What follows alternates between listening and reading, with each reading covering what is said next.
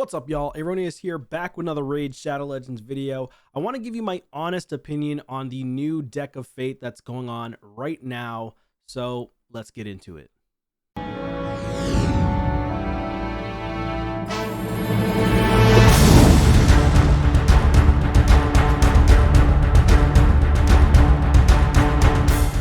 Alright, so for the deck of fate, we've got it in the events here, the Verdant deck of fate.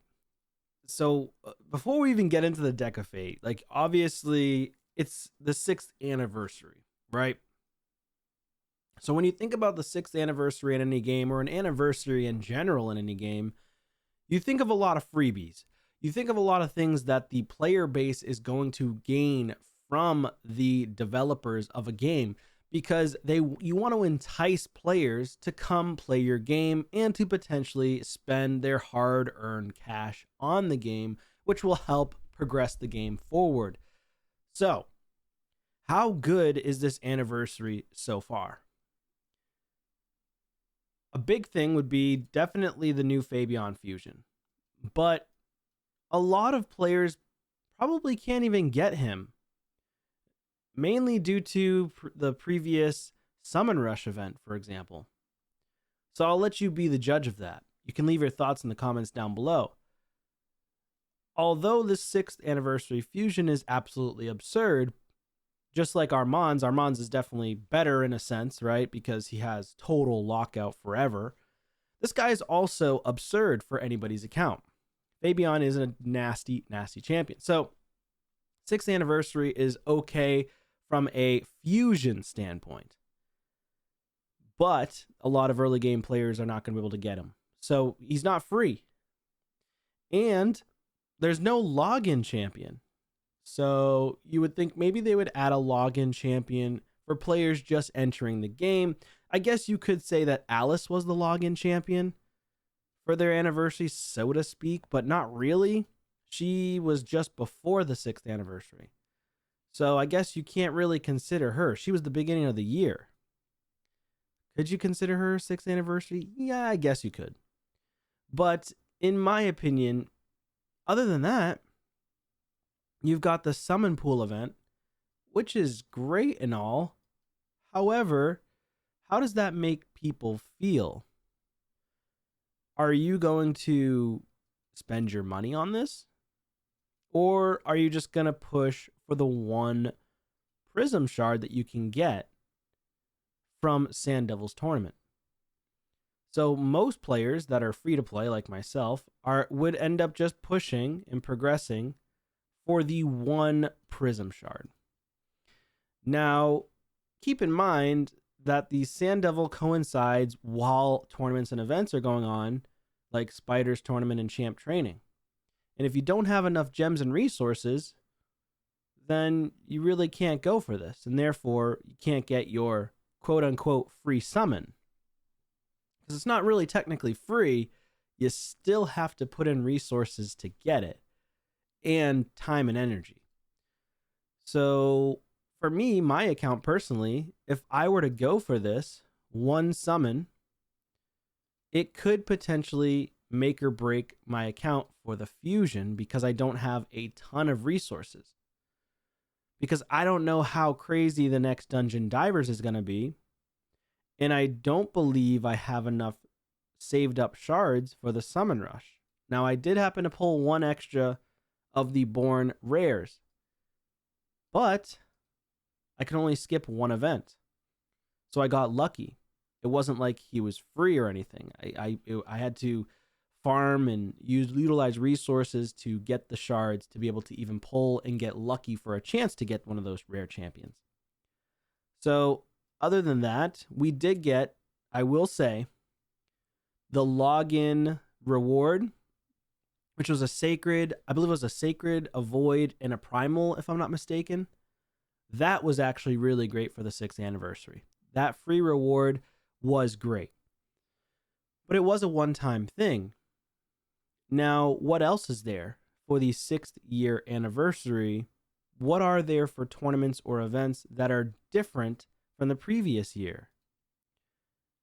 Let's go and focus on the deck of fate now. Is anything in the deck of fate that you see when I go to read this,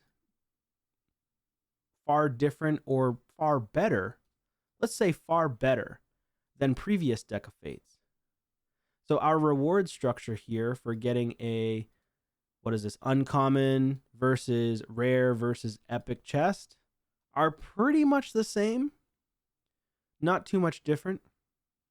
I do wish they added in good shards here, like a sacred for the epic chest. For the rare chest, maybe a void. Maybe add a sacred and a void and a primal for the epic chest. Add some shards in here. That would be kind of cool. Allow for a few free flips for players who are playing the game consistently. So you could be like, oh, as long as you log into the game for 7 days, you'll get 7 free flips. If you log into the game for 3 days, you get 3 free flips.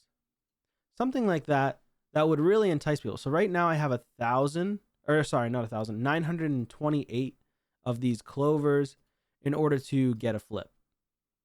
So right now I don't have enough for one single flip yet. The good news is it's a trifecta objective. Get artifacts and accessories, summon champions, or summon souls from soulstones. Personally, if I were to summon souls from soulstones, it's actually not that great of a return on investment. So you would really need to go for like a bunch of Eternals, Sacred Shards, and it's going to completely deplete your resources. That being said, this reward right here for this guy, Kawn Branchbreaker, I did see some videos. Really cool looking aesthetic, cool looking champion. He's a Void Legendary, and Void Legendaries are extremely hard to come by. Keep that in mind. So you kind of have to weigh your odds. Now, if I was a type of free-to-play player where I saved an insane amount of resources, which I'm not really that great at it, I'll be honest. Over the years, people know that I'm not. And I don't act like I am. So this guy has a block revive on the A1, which is good. Attacks all enemies. He can definitely do some damage, but you have to bring in big shield buffs for this guy. He does have increased defense in all battles, which is not bad. You know, he hits fairly hard, but not insanely hard. This is not a damage hit. This is just strengthening counterattack. He just places it, and then it doesn't even give him an extra turn. Now, if he was able to place this ability, the Hardy Soul, and grants an extra turn, this guy would be about 10 times better. Straight off the bat. Like right out the bat, right out of the gate, this guy would be 10 times better if they just gave him a grants an extra turn so he can go into the AoE. Then you'd get like 90% of the player base going for this guy. I can almost guarantee that if you wouldn't go for him, if he were to get a grants an extra turn on this ability, let me know your thoughts in the comments down below. Probably because you have all the mythicals and other crazy champions outside of this guy right here. But just him bringing in the block revive on the A1 is not bad. The downfall here is it's attacks one enemy. It's not attacks multiple times. So you kind of need multi-hitters with A1s at this point. For example, you've got an epic champion in Phoenix who can do that same job, and he's the hardest A1 epic champion in the game. So Phoenix, I believe he is Sacred Order or Bannerlords. Yeah, here he is, Sacred Order. This guy hits extremely hard, places an extra hit if there's any debuffs on the enemy. So it does require setup as well. But, I mean, he's fairly decent in terms of setting him up. So if you have other champions around him that are decent, he hits crazy hard with his ability and he will block revive somebody. So he's decent. Obviously, I'm not trying to compare him fully to Kawn. I'm just comparing the A1. I'm not comparing the entire champion kit. Clearly, Kawn is better in general than that guy. So that being said, is Kawn worth it as he stands? Is he worth spending all your resources or a large portion of your resources? For those who are just simply collectors, yeah, they're going to justify it in any way they can. For myself, I'm not per se a collector of all champions because I can't. It's not possible in this game because they have a lot of limited time champions that you can collect in this game that require you to spend money. Like it's almost required. Unless you have like hundreds of sacreds or hundreds of other shards saved and you go for those specific champions during summon rush events or like 15x of progressive events, things like that. And then you still might not even get that champion. So you got to keep that in mind. Now, that all being said, I will say if you have 60 or 30 plus sacreds and you don't have void legendaries and you've just been saving legendaries, like for myself, I've been playing for almost 5.5 years now, free to play, and I only have pulled, I think, 6 void legendaries. I have a ton of champions, right? A ton of leveled up champions. So I have a large roster of champs. Now, some of these legendaries are from progression. Like you get them over time. Marius is progression. Lady Noelle is a fusion. Most of my void legendaries are fusions. I did get Marichka because I was close to Mercy and I pulled shards on a 10x Marichka and I got her. Extremely lucky. It was the 10x for Marichka and 10x for Taras. So they don't do that very often. They might do that once a year. That's it. So I did it at the perfect time where I got her. So I got one there. I did pull, who else have I pulled? Not too many. Little Miss Annie was my first, I think, or second champion that I pulled. I pulled Supreme Aethel, that's 3. Supreme Elhain was through a fusion. Quintus is through Live Arena. Marius is through missions. Noelle was a fusion. So you can't count those as pulls. I did pull Baron and I did pull Sir Nicholas, so that's 5 right there. Euros is through Doom Tower. Lydia is through Faction Wars. So this guy Emic is a fusion. So like, think about that, right? Most of my champs that are Void Legendary are fusions or they're from certain areas. Mithrala is from Hydra, from collecting fragments. So like I said, that's 5. I think I've gotten 6 total. Maybe I just got 5 in 5.5 years. I'd have to actually search, like seriously search. Arbiters from missions as well. So if I do this, I make a little search for you guys and say I just want void, and I'll choose both here, and let's go based on legendary voids.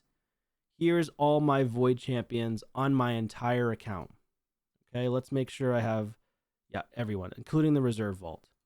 So this one, Visix the Unbowed, you get her from logging in. That's 1. I'm going to count the logins and other champions that you can gain over time. So I don't really have that many void legendaries in 5.5 years. This is from a quest or missions. Hydra, fusion, missions. That's the 6. This is Quintus. That's from the arena. Supreme Elhain is from fusion. That's 7.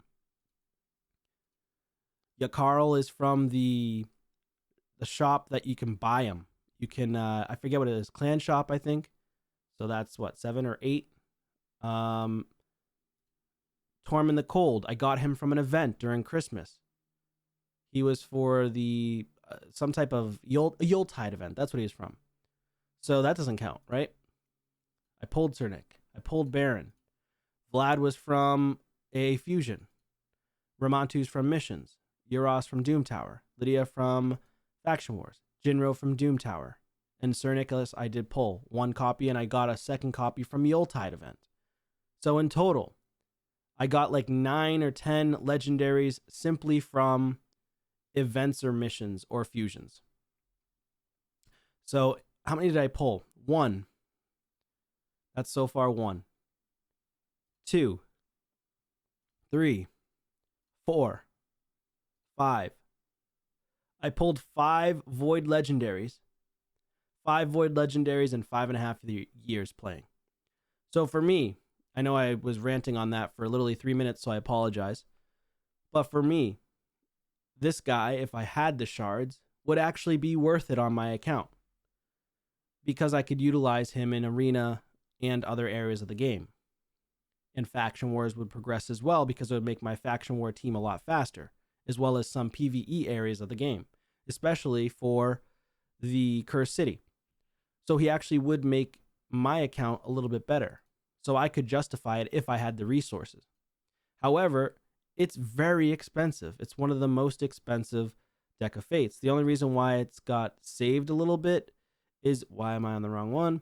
The only reason why it's saved slightly is because it has the trifecta objectives. So most of the time they do duo objectives versus the trifecta objectives here. So yeah, my thoughts on this is that it's not the best. It's not the best, but it does come with the Void Legendary. That's also the reason why they dampen the amount of resources you can get, or the fact that the resources aren't that great, I should say, is because of the Void Legendary. I do think because it's a 6th year anniversary event, though, that they should make these resources a lot stronger. So I would give this event probably like a 4 or 5 out of 10. That's my personal rating for the event. I don't think it's insane. It's kind of close to neutral, right? Half and half, right? And I would say maybe a little bit less than half and half, just slightly, only given the reasons that I explained. It's a decent champion. He is very strong. He'd be great on people's accounts. But if you don't have resources, it's a bust event for those people. So, and this is a 6th year anniversary. Keep in mind. I also think they should make these events easier for the player base if it's an anniversary. So they should actually make it a lot easier, not harder. So that's just my personal opinion. Let me know your thoughts in the comments down below. I really appreciate you all watching, and I will see you on a video soon. Take care.